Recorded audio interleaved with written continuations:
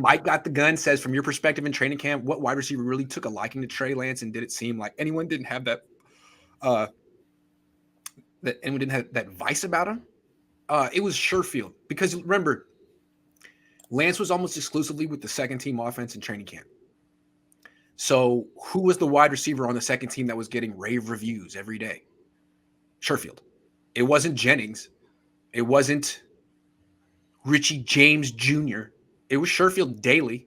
And the way people were covering it, it was like, man, Sherfield he came out of nowhere. He's doing this all by himself. His route running, his effort is like, yeah, but he's also getting, targets. Yeah. He's getting targets, and he won't get these targets with Jimmy Garoppolo. They just, just saying. Yeah. The other thing I don't with Lance, what I don't want to hear next year is like, oh, he's inexperienced. Well, why is he inexperienced? Because you didn't play him this year. Like, so. Yeah, but I do think that Debo and Ayuk are going to have monster seasons with Lance. Lance likes to throw long passes outside the numbers. That's going to suit both of them. Kittle's going to have to change his game, but he's good enough to do it, and Kyle is smart enough to figure it out. But no, Ayuk I think is going to have a big leap, because Kittle's going to get the bag. Kittle already has the bag. Debo's going to get the bag. Ayuk is the guy who's now on pursuit, and those are the guys who every year the Niners have a guy in their third year that just goes crazy. Kittle, Warner, Debo. It's going to be this guy next, unless it could be Jennings. Yeah, the 49ers do pretty well. Well, the 49ers do well on both sides of the ball with guys in contract years. That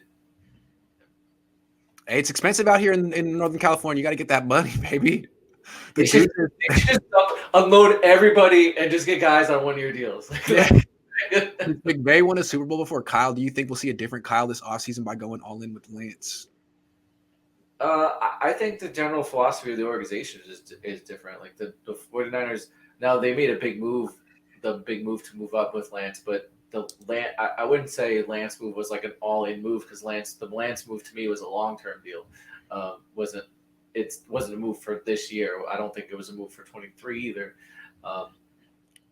I just think there's a general difference in philosophy between those organizations, and no, I'm not going to say they're going to probably go all in with Lance. They could make a move mid-year if like, let's say they start having a good season and there's a veteran that they could trade for and they have cap space, they can do that. But I don't see like them doing what the Rams. But I mean, like, if there was any to me, like, I think Kyle's been trying to move on from Garoppolo for a long time, and there's been a lot of pushback in the organization from the front office, probably ownership, and the locker room. And Kyle doesn't want to be like, a dictator who's going to go against everyone and make himself the least popular person there. It's like, okay, if you guys all want Jimmy, fine, but like, I'm going to try to get you guys over time to see it from my perspective. And now Jimmy had another opportunity, flopped, awful in the playoffs, and then you see the alternative that maybe some people in the organization didn't want them to do. Stafford wins the Super Bowl. So I guess from Kyle can be like, can I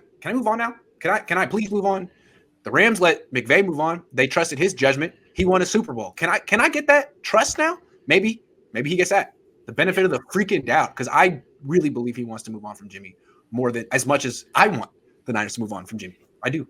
If you're right about that, and then if you're also right about who Kyle is, and that he really wants to be right and kind of be able to kind of say I'm right, I think he's got a lot of motivation to make Trey Lance be super successful.